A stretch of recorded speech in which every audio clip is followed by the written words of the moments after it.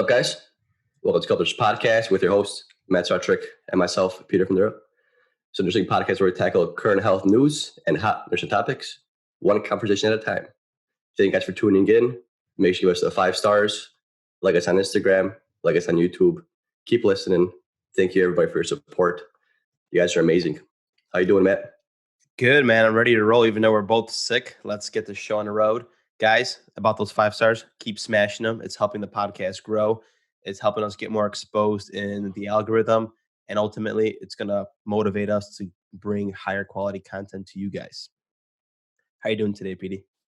I'm pretty sick. As a matter of fact, I got a glass of vitamin C on one side, and then I got some water on this other side because goddamn, today's not my best day. So if you guys hear some sneezing, some coughing, I'm sorry. I'm gonna try to keep it as a minimum. But sometimes you just gotta do what you gotta do and get that phlegm out of your mouth. That's exactly what I've been dealing with. I've been doing vitamin C like 4,000 to 5,000 milligrams daily. And I've been doing water. I actually bought Alkine water, 9.5 pH. It was like $3.50 a gallon. So I've been doing that to kind of help with me with my sickness. It's getting better. I'm finally having a productive cough. If anybody wants to know, I'm having green sputum coming out. So probably some viral bacterial things, but it's getting better. Yeah, man. Like on my unit, like a bunch of nurses are sick. And the last couple of times I've been working, I've been getting patients on droplet precautions. Like half our unit, I feel like is on contact droplet for like a respiratory panel or the flu, and that's probably where I got sick from because there's no other. I don't know where else I would get sick from. It sucks. It sucks. You know, it's the worst, man, when you're like doing your assessment, you're doing something for the patient, and the person just like opens his mouth and he starts coughing right in front of your face. Like you're just like in the brinks of it, man. It's just like, fuck it. I'm here for the ride, man. Right. You're like doing lung sounds. You get like a big ass sneeze, big ass cough. The guy's like, I'm sorry. Yeah. Did it ever go on your face before? No, but like you don't feel it. But if you're wearing a mask and he's coughing and sneezing and you're doing lung sounds and you're right there in his face, I'm sure you get some in your eyes. If you're logically looking at it from a logical standpoint, you might not feel it, but you definitely got some in your eyes. Definitely. Okay. So let's get the show on the road here. So on today's episode, we're going to talk about the 3 different types of foods you should eat, the 3 types of food groups you should avoid. And then for the health news, we're also going to talk about a AI system by Google that's better at predicting mammograms than 6 radiologists, which is awesome. I love technology and the way it's moving forward and how we're becoming better at everything we're doing. That's really interesting. I like the whole AI concept with diagnosing certain disease and illnesses, but I feel like we're still fairly early in the game, and I feel like personally, AI should be used with humans, so you kind of get rid of like those false positives and false negative. Because, to my knowledge, I don't think AI is fully there to be able to 100% diagnose everything that's going on. And I feel like you still need a pair of eyes. Maybe in the next couple of years, maybe you might get rid of like the human thought process through it. But I think for now, we should probably use both of them in the meantime. I do agree with you. I think eventually what's going to happen is that these AIs are going to be, they're going to be supervised by like a radiologist, since we're talking about radiology specifically. But eventually I feel like what's going to happen is, what's the job outlook for radiologists? Maybe we're not going to need them because this AI is going to literally have better results than humans themselves. Yeah, I 100% agree with that because as this machine starts to diagnose more people, it starts to learn. It starts to get smarter, and it's going to eventually rule out these false positives, false negatives. And you got to remember that a machine, it's statistically has like one day it has one function. Like as a person, you have multiple functions, and sometimes you're not always on your A game, and you can miss something or you could underdiagnose something, and that's due to your fault. So I feel like this whole AI learning thing is going to reduce a lot of mistakes, a lot of redundancies, a lot of unnecessary tests, because like I said, its focus is just this one task, and that's all it's learning to do is just diagnosing this cancer or breast cancer or prostate cancer or cardiomyopathies or heart disease or diabetes. And eventually it's going to outsurpass like human knowledge. It's going to learn to recognize everything that has to do with that disease or with that function of like the metastasis or that cancer. Right. So, and that's the thing with AI, that it has to learn. And this study that we looked at, which was Google's Health's AI. They basically took 91,000 mammograms from UK and the US, and they tested this robot or this artificial intelligence to diagnose breast cancer. And what they found is that the AI performed 11.5% better compared to the six radiologists that it was comparing the study to. So there's some improvement. It's definitely better, but the technology still lacks a lot of things that hopefully in the near future it's going to improve. Yeah, I think I listened to it was a podcast I listened to. Maybe it was a TED talk. I'm not sure, but it was on podcast. And I know they're also doing this AI diagnosis thing with heart failure. Um, they're trying to build a machine that predicts heart failure and a potential MI quicker than a physician because we know MIs most of all the time they're acute. They happen outside the hospital, and a lot of times they might have some warning, but they don't really have enough for the patient to come into the hospital and seek diagnosis or seek help before it occurs.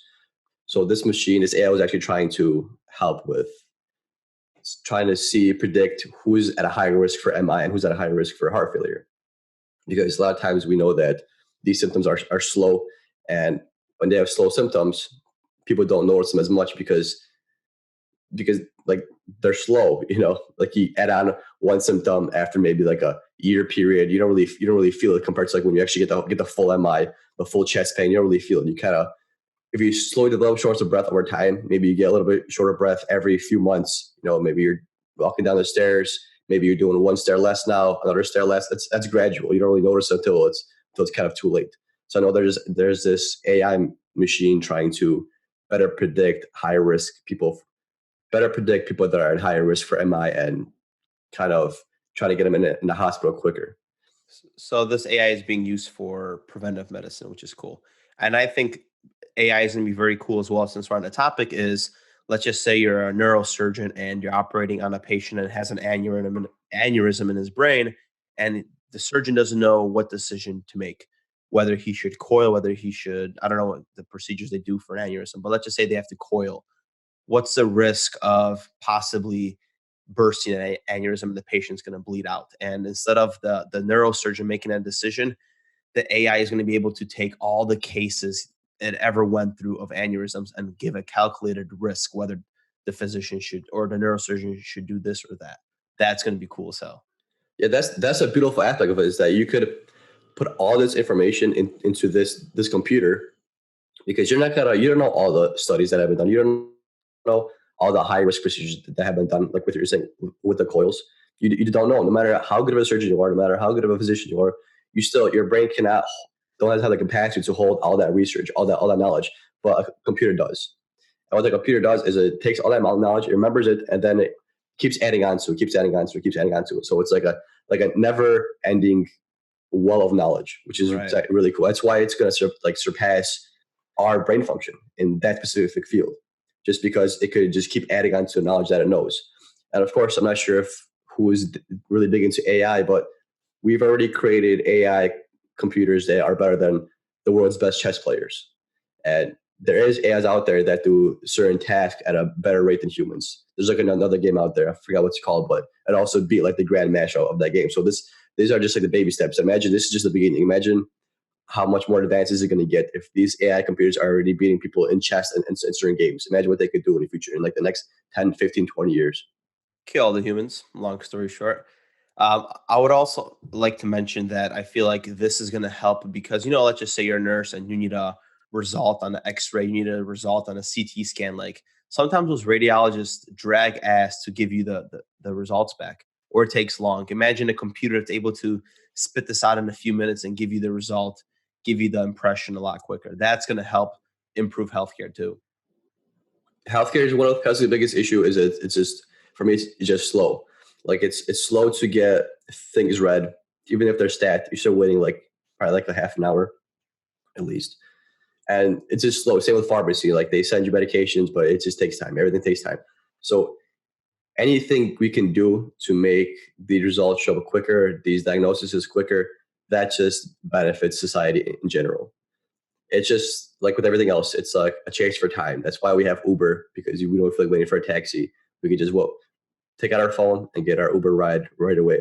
It's everything. Everything is time. If we could find a way to cut time out of something, you're eventually gonna cut costs, and everyone wants to cut costs. And if you're cutting time, cutting costs, and you're leading to a more accurate diagnosis or a better prognosis, or you're passing on the high risk surgery because the patient has a low chance of making it, then that benefits everybody, even the corporations. Definitely. And the only thing that sucks is when it comes to job outlook, because you're going to have less radiologists that are needed now, and that's going to create the whole dynamic of job outlooks. It is, but then you lose one job here, but now you're going to need somebody to keep up that maintenance of the AI. You're going to need somebody to write the code for the AI. You're going to need somebody to look at the code and make sure it's not buggy, it's not glitchy. You're going to need somebody to improve that code. If it's open source, someone's going to need to work on it. So yeah, we might lose one job, but what comes with it is another job opening. And maybe instead of being a radiologist, maybe you could be like a program developer where you're going to even make more money than you did as a radiologist. So I feel like, yeah, we're gonna lose some jobs, but we've lost different jobs over hundreds of years, and we're still surviving. We're still finding new ways to create other jobs. So just because you lost one job doesn't mean nothing's gonna replace that. Definitely true. I'm pretty sure nursing is not going to get replaced when it comes to robots. I feel like we as nurses, bedside manners, compassion, like you can't get that from like artificial intelligence. You can't get that even from a freaking robot that's supposed to take care of patients, let's just say in the future. I think that's never going to replace us. Well, for now, maybe sometime years and years out of here, but or years and years from now, just like with any kind of program, you're kind of you don't there's no emotional intellect coming out of a robot or any kind of AI system. Like they could treat your symptoms, but they can't really treat you as a person. And what people want most out of hospitals is to be treated like a human. You don't want a robot coming in your room every hour telling you to do this and that, and you can't even talk to it. Or if you talk to it, you get like a dry automated Siri response where it's like half right and half wrong. So until we finally develop something with like emotional intelligence, nurses are probably going to be here to stay. Same with physicians are going to be here to stay as well. Oh yeah, and it's funny because I had a patient intubated, and the patient went like unconscious at one point. Had to cardiovert, start pressors. You're doing all this stuff, but she was frustrated and we couldn't communicate. And all she wanted was a washcloth, cold washcloth over her face, and she was so happy.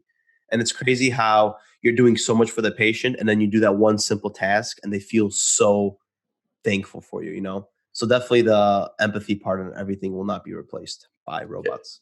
yeah, the needs are met, and there's physical needs, there are emotional needs. There's not just one set of needs. A person wants to get better, but there's more that comes along with that. And just because you treat the person's symptoms doesn't mean they're actually getting better as a whole. It'd be actually cool to see now that you brought up like extubations, because sometimes extubations obviously fail, and it sucks. You got to reintubate the person. What if they made like an AI that has a better predictability on when you should intubate somebody or when you should wean Next. someone's medication, or not intubate but extubate. I think that'd be cool if they had like an AI program that predicts best time to extubate. I think that'd be really cool.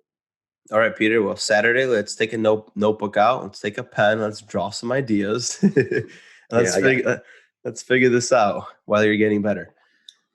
Alrighty, so let's go. We're done with AI here, right? So let's talk about diet. And I feel like diet is complicated for a lot of people. People don't know how to properly read nutrition labels. They don't know what's going on. We know that food is medicine, but there's always a new fad that's like popping in. One day it's keto, and you go to Vitamin Shop, there's 3 shelves of keto products. Next thing is the whole veganism thing. There's these fads in our culture, and let's break it down for people, and we're going to break it down by food groups that they should and shouldn't eat to simplify it, instead of like a specific diet that they should have. one thing I want to mention is diet definitely gets overlooked. There's so many people out there that say they don't feel well. They don't feel good. They always feel sick. They lack energy. But what they fail to think about is like the stuff they eat. They just kind of eat so they feel full. They feel like satisfied, and that's really all they think of food is as something that they put in your mouth. You eat it, and you just feel full, which is completely false, because you basically are what you eat, for lack of a better phrase here. But you gotta pay attention to the foods you eat, because there's something called empty calories, where these food groups, these foods don't really provide any kind of nutrition. They just make you feel full, and they're not doing any benefit for you. So people that a lot of times complain about not feeling good or having lack of energy, like I said before, the one thing they always neglect is a food. They try to change everything else. They try to work out more. They try to go outside more, but they're still eating the same junk. And you have to treat yourself as a whole human being. So you got to do, like, you heard of holistic medicine. You got to treat yourself holistically as well. So you can't just look at your activity. You can't look at your mindset. You got to look at what you're eating as well. Consuming good food is the best way for you to stay healthy, and just for you to stay healthy, because you literally are what you eat. And we talked about it before on previous podcasts too, but I see it with nurses too, where they say, "Oh, I'm doing A, B, and C. I'm working out," but when you look at what they're eating, they're still consuming the same crappy shit that's keeping them in that place. It's One very of the counterintuitive. one of the most common diseases in the United States right now is diabetes, right? And it's specifically type 2 diabetes. So 95% of people that are diabetic are type 2 diabetic. That's directly related to your diet. Type 1 diabetes, that's your insulin dependent one. And that usually has to do with the pancreas and genetics that you go through. But type 2 diabetes, I don't want to say it's all your fault, because some people are more predominantly um, at risk for diabetes because of their genetics. But if your blood sugars are borderline diabetic and your physician says, hey, you got to change your diet because your outlook is you getting diabetes in the next 6 months to a year, or 1 year to 5 years, that's up to you. Like, that's all we could tell you.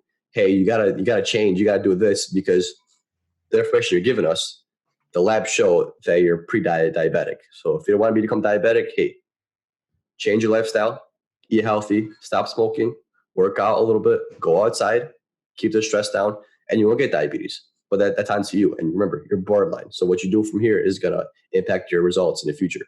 Yeah. And I don't want to talk shit about like genetics or anything, but we're talking about diabetes, right? We say 90 to 95% is type 2, which is more prone to diet.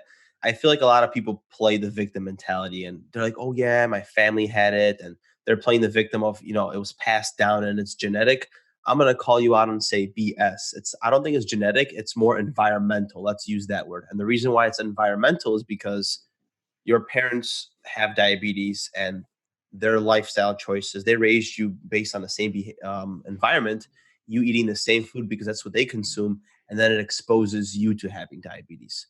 I don't think it's genetic. I think it's more environmental when it comes to at least type 2. Definitely, type 2 is definitely environmental. Like, you could repeat the same actions over and over again, and you're going to keep getting the same results. So if your parents are on the same diet, eating shitty, and you're eating the same way they are, and they're diabetic, then yeah, you're going to be diabetic. It's not like you're immune to it for some reason.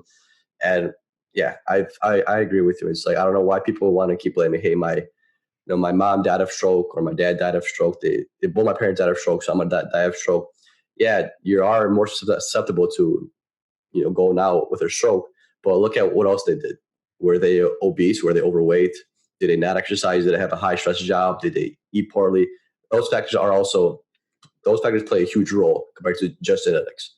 Because if you're going to say that this person died of stroke, then what is the point of you living or doing anything different if you're going to die of stroke anyway? So you just sit on the couch and do nothing. If you're just going to say, hey, I'm going to go out with a stroke, that's not really fair to say, and you're not being fair to yourself either. It's very limited. It's beliefs technically what it comes down to, right? Yeah. I hate playing the victim, man. I've realized it too, just from being more self-aware of not to do those things. Yeah, and I think one of the most beneficial nutrition from a nutrition standpoint you could do is probably, like, the first topic here is nuts and seeds. How often do you see people eat nuts and seeds?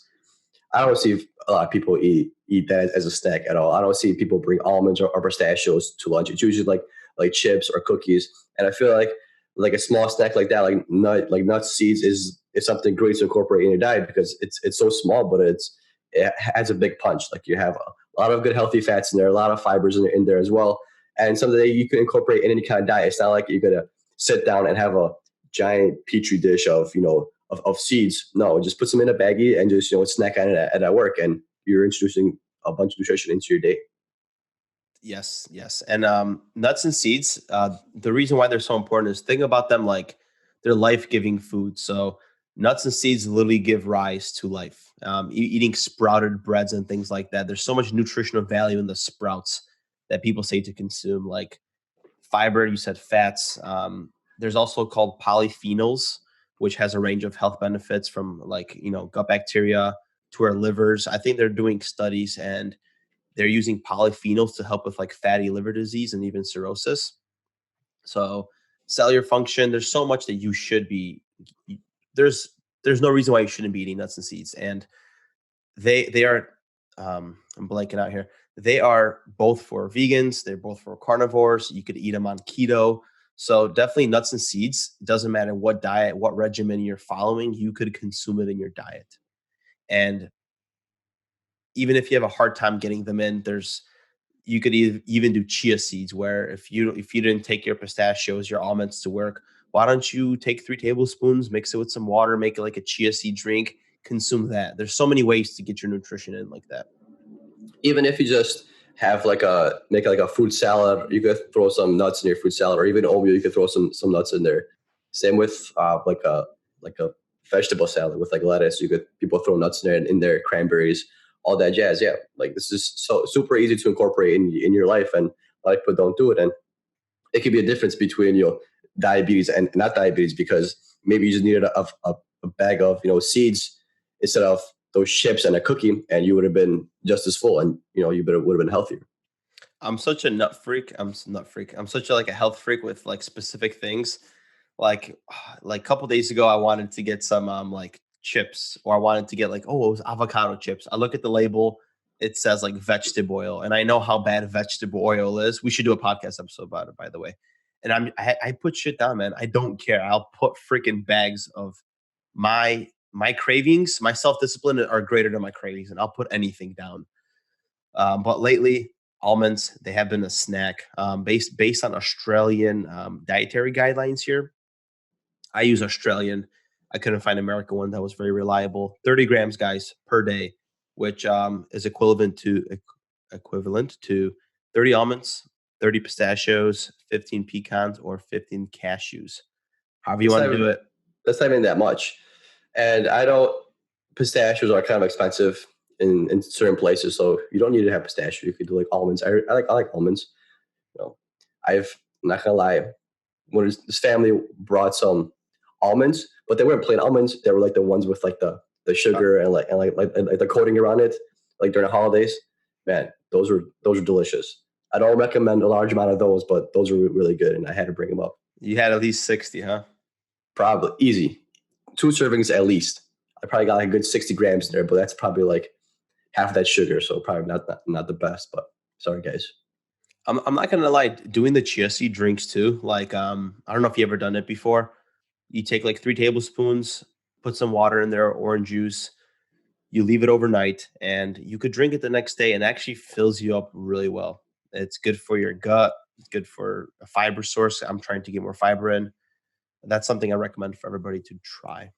And it's 2020. You make that New Year resolution. I want to eat more nuts and more seeds. But the next, go ahead. I feel like the whole 2020 fad could be like it could be talked with everything. We could say 2020 for everything. We should make 2020 better AIs. Yeah, that's 2020, guys. Next one: eat more fruits and vegetables in 2020. That's a good Um, one. so we did nuts and seeds. The second one, which is a food group you should consume, is fruits and vegetables. And we know that having more color is better, and we know that eating vegetables has many benefits. And they don't necessarily have to be fresh. You could also eat frozen vegetables if you want to, have them longer shelf life. You could either cut up your vegetables and store it in the refrigerator, but there's tons of benefits when it comes to fruits and veggies. And the good thing about fruits is they're nice and sweet, so you get your sugar that way. I like fruit salad. Usually I go to my store, and the most predominant fruit I see at the grocery store I go to is usually strawberries, blueberries, and pineapple. But I don't really always get pineapple because sometimes I don't feel like cutting it. I'd rather cut some strawberries up. Add, fruit. I mean, it's 21st century. Come on, guys. Fruit and vegetables are widely available everywhere, so there's no reason for you to not eat them. The CDC or what the dietary recommendation for sugars is, what, like 25 grams or something like that, which doesn't seem like a lot, but like that's a pretty good amount of fruit with 25 grams of sugar. And for with carnivore diets, I've been looking at carnivore diets maybe like a month ago. Is a lot of people that are on the carnivore diet, like, yeah, it's cool. All they do is eat meat, high protein, how whatever, but they also take multivitamins. That's what people always tend to neglect. Is, yeah, I'm on this diet, but I'm also taking these supplements because I don't get that through my diet. So like with all these fad diets, like carnivore diet, vegan diet, all that jazz, like no diet is perfect. You're always going to use supplement with some kind of multivitamin or some kind of vitamin, because you're not going to be able to get all these nutrients from one specific diet. And I feel like if you eat everything under the sun, like that one guy told us a couple years ago, that majority of the time he eats fruits, vegetables. He's more plant based, but he does eat meat occasionally. The thing is, you got to eat everything under the sun. Like everything's here for us to eat, and different vitamins come from different places. You can't get all your vitamins from just one source, one type of food. Are you talking about the guy in Colorado from that vegan store? Yes, that So guy. cool, so cool how we just did some what is it called, hive mindset, that we both thought about the same person. One thing when it comes to fruits, I feel like some people are scared when it comes to the consumption of sugar. But the thing is you're not eating processed sugars. You're eating sugar in their natural form, which is totally okay, guys. Having sugar in a natural form, preserved with all the minerals, vitamins, everything that they have there, is totally okay to have.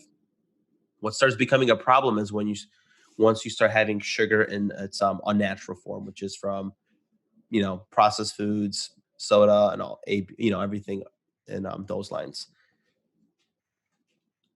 Yes. So Yeah, you're not gonna get fat away from eating too much fruit. That's usually not how it works. It's usually something else you're eating. A lot of people say that, yeah, I eat a lot of fruits and vegetables and I'm still gaining weight. Well, yeah, you eat a lot of fruits and vegetables, but like you're not just eating fruits and vegetables, you're eating other stuff as well, right? You just say, yeah, but majority of fruits and vegetables, well, they cut off the other shit out of your diet and you're probably not going to gain weight. one thing that worries me when it comes to like lifting and all that, and this is like a side topic here, is I love to eat my fruits and vegetables, but sometimes I'm just like, dude, I don't think I'm getting enough protein. And that's another debate where, in the gym industry, they say you should be eating at least 1 gram per body part, which is like 180 grams for me. Like, dude, that's a lot of freaking chicken and eggs and things like that to consume. So do you consume that much protein, or is it okay just to have that balance and not have as much protein? You're still gonna, gain muscle. I mean, you're gonna be fine. You don't need to hit the 1 gram. Well, sure. Like you gotta realize that people that say, hey, if you work out, you go to the gym, you should at least be having 1 gram per body weight, or per pound of body weight. Yeah, but that was something created by people that are Bro in the science. like workout in no in like the workout industry. So yeah, if you're a bodybuilder, if you're a power lifter, yeah, you got to hit that 1 to 1.5 gram per pound of body weight. Yeah, but that's their job. Their job is to eat this food to be at optimal performance. You're not a bodybuilder. You're not a weightlifter. You're just doing it. You're just working out because you want to work out. So you don't need to hit that. You don't need to hit that one gram of pound. You don't got to hit that 1 gram of protein per pound every day. It's not gonna. It's probably not even gonna do that big of a deal. You could probably go like 0.5 to like 0.8, and you'll be just as fine. You're not a bodybuilder. Your job isn't to consume food and work out all day. No, it's not what you do for a living. Like to function, we don't got to hit that 1 gram per pound. And then definitely every single body is different. One diet doesn't work for you and it works for the other person. So definitely have to fine tune your own machine, right? Um, let's go into the third one. So the third food group we should be consuming are healthy fats, predominantly from seafood. And don't be afraid of fats, guys. I feel like fats get a bad rep. Get your omega 3s when it comes to sources from like salmon, tuna. I love eating scallops, even though they're on the pricier side. Same thing with shrimps. But get your fats in, guys. Seafood is super super beneficial. The fats you should avoid is like the trans fats, like your butter and your margarine, all those like solid at room temperature that you get in like a box. So I enjoy seafood. I did buy shark one time and I like pan fried it and I was not a fan at all. I It's the first time I ever had shark, and it was like it was gamey, but not like how a deer tastes when it's like compared to other meats, compared to like chicken Can you or beef. can you please tell me what gamey means? Like gamey, like animal that you hunt. Okay. Like a deer is a gamey meat because you go out and hunt that, compared to like farm raised where you get the cow, the pork, things like that. Same with like elk, things like that, where you got to physically hunt and get it. And same with shark. Shark, there's not really any kind of like, I'm sure there's like shark farms out there, but shark is considered like a gamey meat. It's a predator, it's a predatory animal, and you got to hunt for it. And I was not a fan of it at all. It tastes like super like, I like seafood. I like fish. I like the taste, but this was like overly fishy, and it was not my thing. So I don't know if you guys have made shark. Maybe I made it wrong, but I'm pretty good at cooking, and it just was super fishy, super gross. I wonder if it's super fishy from eating too much fish because it's a shark. Maybe. I mean, who knows? What if it was a vegan shark? What if it ate a lot of algae? I mean, God bless that shark, man. It must have had a different mouth for those teeth. But you got with seafood though, you got to be careful too, because I know there's like giant corporation made like the salmon farms. They genetically modify salmon to look more like pink. So if you can try to kind of research a little bit where the salmon is coming from. Same with like tilapia farms. I heard tilapia is not the best fish to eat, but I mean I enjoy it. I make it all the time, and I've I haven't got any kind of mercury poisoning from it or anything like that. But if you're really worried, because just like with any other animal, we could genetically modify these animals to kind of fit our needs. Like chicken, we could make them more breasty, just so if you're going to sell them for breasts, or you can make them, thighs bigger, things like that. We could alter them. Same with like fish, we can make them more pink, like a salmon, more fleshy, like tilapia. So just kind of, if you really like a health thought, you can always look up where you're getting this salmon from and see if it's getting raised properly, or if it's getting caught, or is it made on a farm? Because technically, this should all be out in the public. You just got to research the company. And that's the thing where like food labels don't tell you whether it's like genetically modified fish or whatever. Like that's even with animals, it doesn't even happen a lot. Like most corn is genetically modified, but they don't label that it's a GMO at the store, which is unfair technically, because what if I don't want to consume GMO? What side effects does GMO have long term? Like there's not enough research that shows consuming, genetically modified foods for the past like 20 years, what kind of effects it has because it's so new. With And GMO, I think it's a fine line, because like think about it. It's 21st century.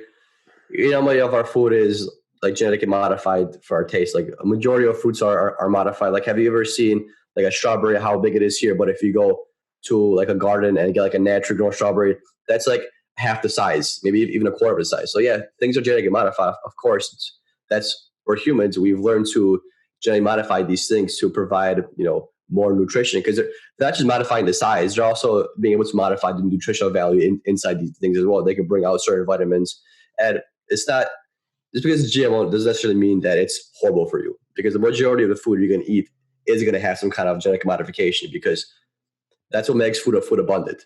You think, corn could grow anywhere. How do you think we get, fresh fruits here in Chicago during the winter? It's cold. You don't grow them anywhere here, but they grow them somewhere on a farm where they just grow these fruits. They modify them to be more sturdy.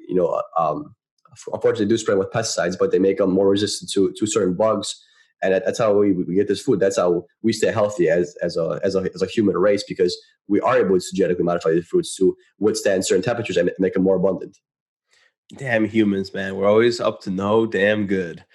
And that's the thing when it comes to fish. That's the kicker here, that we should be avoiding where the catch is, what the farm is, and all that, because we have to avoid mercury. And unfortunately, humans are the responsibility of why fish have mercury. We are the reason why there's PCBs, which is polychlorinated biphenyls in the environment. And what PCBs are is they were used for insulation, coolants, and lubricants, and they spilled into the environment. Now they're found in our air, water, and soil. But they stopped producing it in 1977, so we're seeing smaller doses of it in animals. Still there, still be careful. So when it comes to seafood, you want to avoid the most common fish to have the highest level of mercury. So shark, Peter, probably that's why it's so fishy because it had a lot of mercury. Shark, swordfish, king mackerel, avoid that.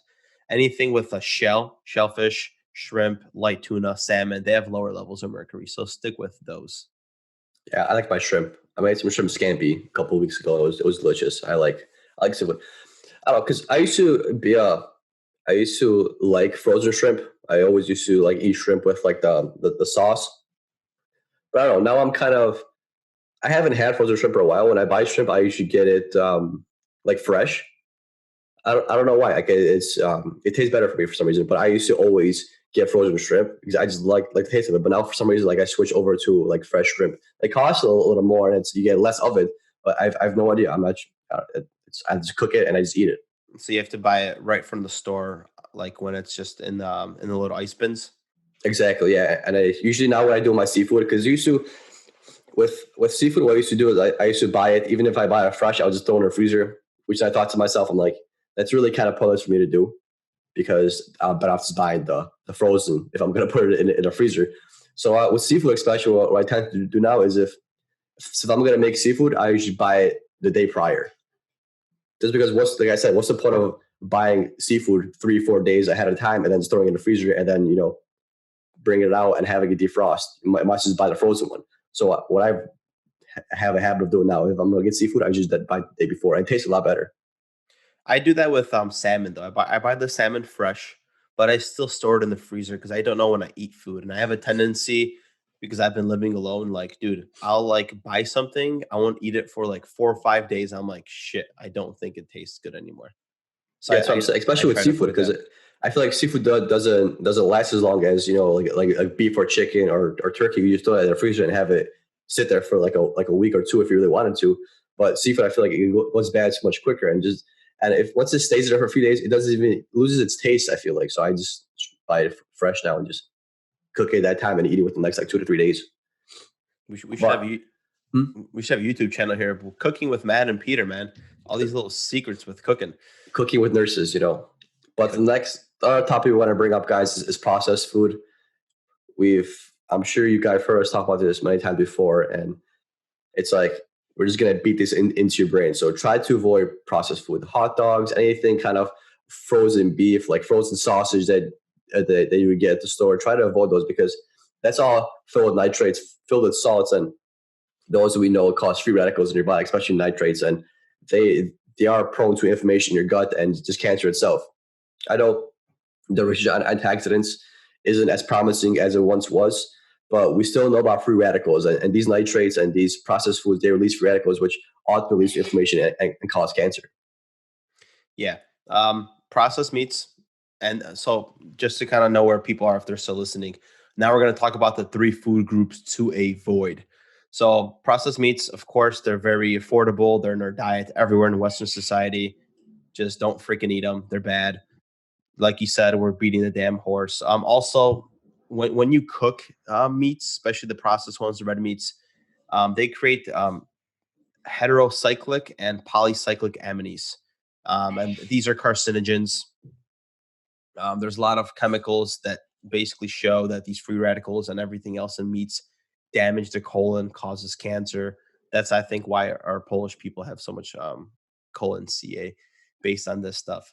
I don't think there's much else to talk about it. Avoid processed meats.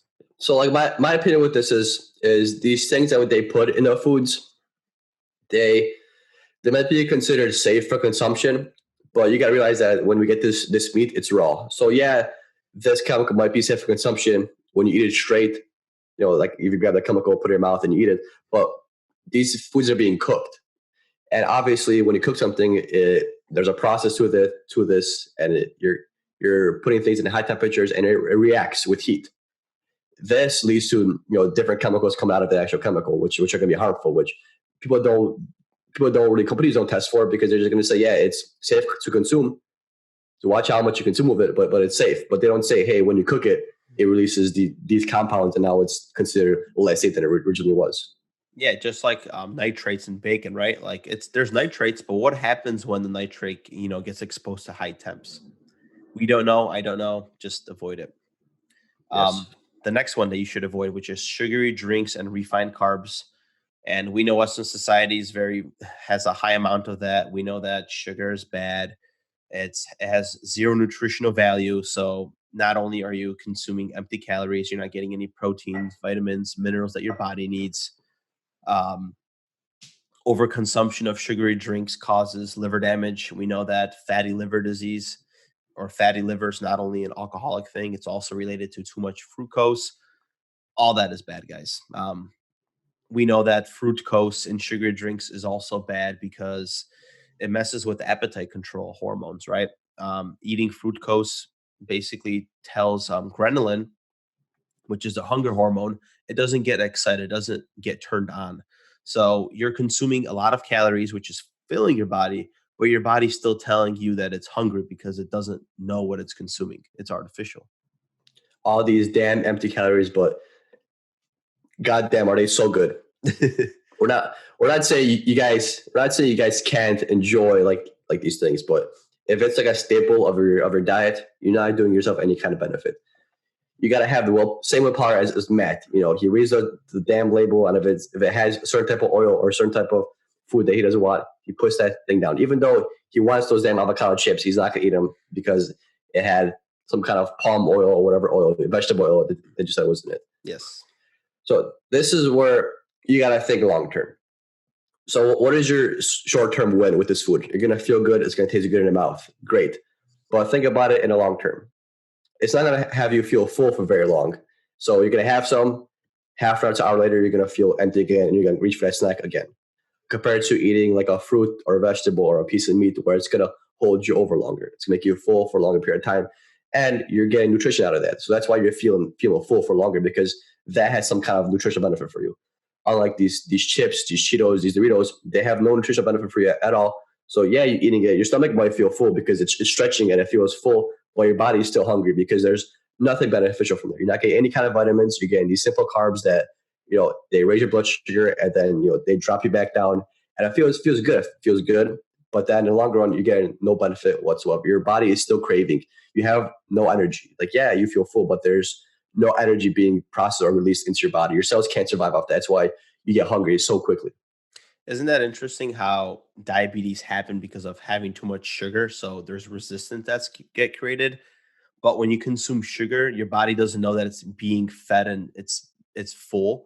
So not only are you consuming something that's bad for you, you're over consuming because your body is not even aware of that it's bad or that it's getting full. It's such a freaking double-edged sword here, man, that causes diabetes. It's Um, crazy how that works. I thought about it too right now. I'm like, holy shit, man, that sucks, dude. Sugar is just bad, man.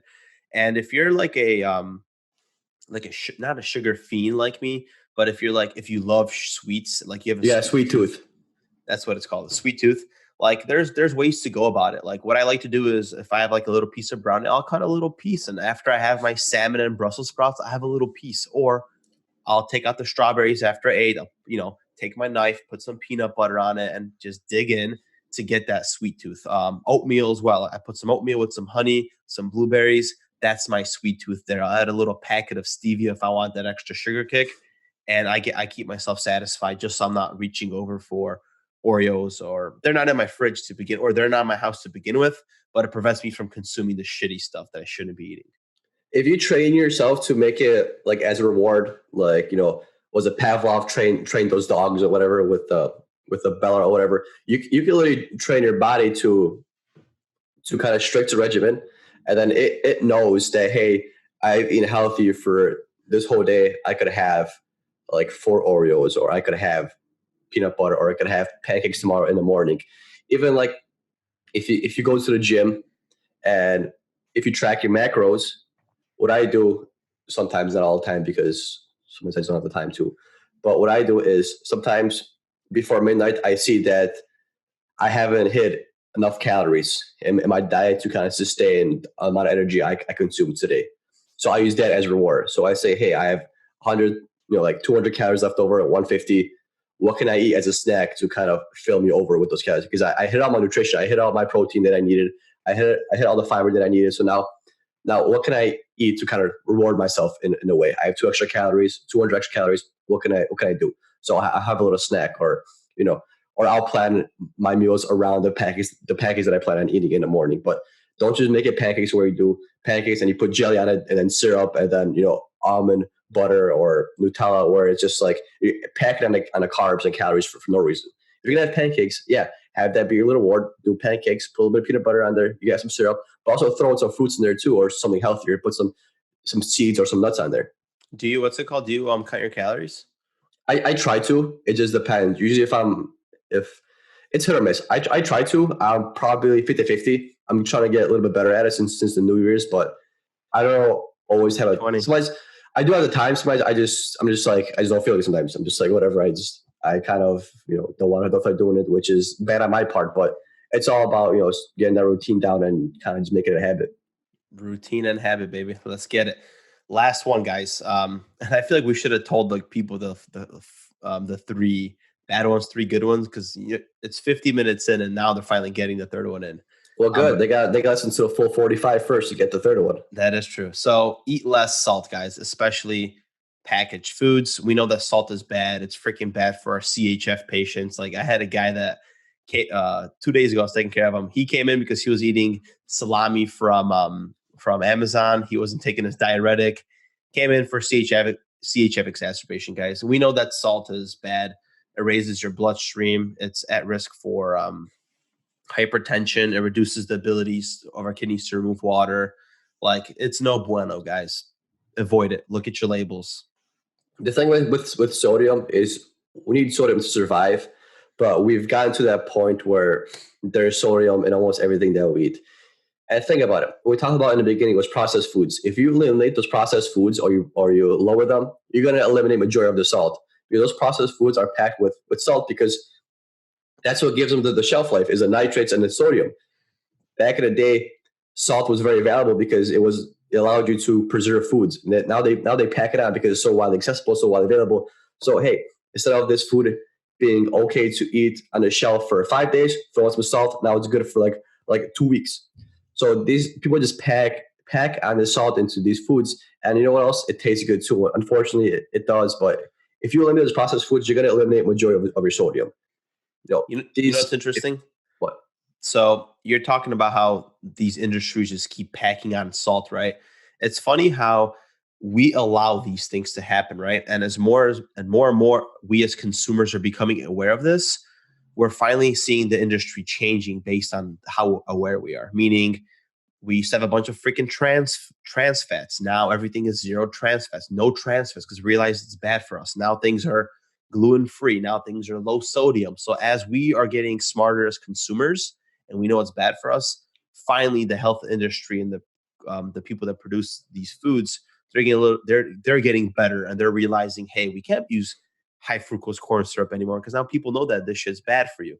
There is, of course, people that still do it, but we as people, as we're getting smarter, they're adjusting to us, And the reason it works is because people are getting this knowledge, but the main reason it works is because people aren't buying these things. So if you don't support a company financially with you buying their high fructose corn syrup products, guess what? They're not going to make it because they have no reason to, because no one's buying it. So the best way to make a statement is using your wallet. If you want to get rid of these unhealthy foods, these processed foods, just don't buy them. Minimize buying them, because then it's going to cause a shift, because the company's going to say, hey, we're not making money off this processed beef. So now we got to maybe make it more natural, because no one's going to buy it. They're not going to have it sit on a shelf for years and years if they're not going to make any kind of money off it. So speak with your wallet. If in this sense, it's probably the best thing to do. Yep. And that's what I'm doing with eggs, for example. I'm always buying eggs. I'll pay the extra $1.50 to get eggs that are free range. So no chemicals. I'm sorry. They're range. They are no hormone fed and things like that. So I'm hoping eventually all these egg companies are going to have the same freaking chickens, meaning they're not going to feed them crap. They're not going to feed them hormones, and they're going to allow them to walk around their little plantation or whatever. And hopefully I'll get cheaper eggs in the long run, right? Yeah, and I feel like they taste a little bit better too. Like they're not like packed with all this, because you got to remember that the egg is derived from the chicken, right? So whatever the chicken eats is going to be kind of passed down genetically to like the egg yolk and everything. And I just feel like cage free eggs, ones that are free to walk on a plantation, like Matt said, I think they just taste better. And they're happier chickens and make happier eggs, I guess. Freaking plantations, bro! A bunch of chicken slaves out here. What came first, though, the egg or the chicken? I have no idea. But that's been debated for centuries. But I think probably the chicken, right? At some point, if I'm not sure how long the chicken has been around for, But and my hypothesis is that I'm sure either one, two random animals mated and they formed a chicken, which then was the egg, right? So then the egg came first. I think the egg came first. Why? Because two animals mated together to produce an egg that eventually arose to the chicken. Or two animals mated and the chicken is kind of a genetic error that happened to work in our favor. What about you? I think definitely the egg came first, but like though the animal before the chicken already had this mechanism of creating a shell around, which is interesting. So eggs have been around for a while, but the chicken came from a different type of egg. You know what I'm saying? I don't know if that makes sense. I think it makes sense. Okay, for sure. What do If you it guys makes, think? You guys think what came first, chicken or the egg? yeah, let us know, man, in the comment section. So let's wrap this episode up, man. We've been like over 50 minutes and I guess we never work on having short content, which is okay, man. Keep listening to us. This episode, we talked about radiologists. They're about to lose their damn job because of awesome Google AIs and AI that's emerging technology. Still new, but it's better at predicting breast cancer based on our study here by 11 point something percent. Cool. And then three foods you should eat and shouldn't eat, guys. Get your nuts in, get your veggies and fruits in, get your omega 3s, healthy fats from fish, and avoid processed meats, high sodium. Geez, I'm blanking out on the High third one. sugar. High sugar. Eat healthy, guys. You know what's healthy and what isn't. Just make the proper choices. Don't complain. Don't say I'll do it tomorrow. Don't say I'll buy them next time I go shopping. Just buy them now. Get it over with. Get used to eating these foods, and live a healthy, happy life. It's 2020, baby. Make better choices. We'll see you guys next week. Peace out, guys. Deuces.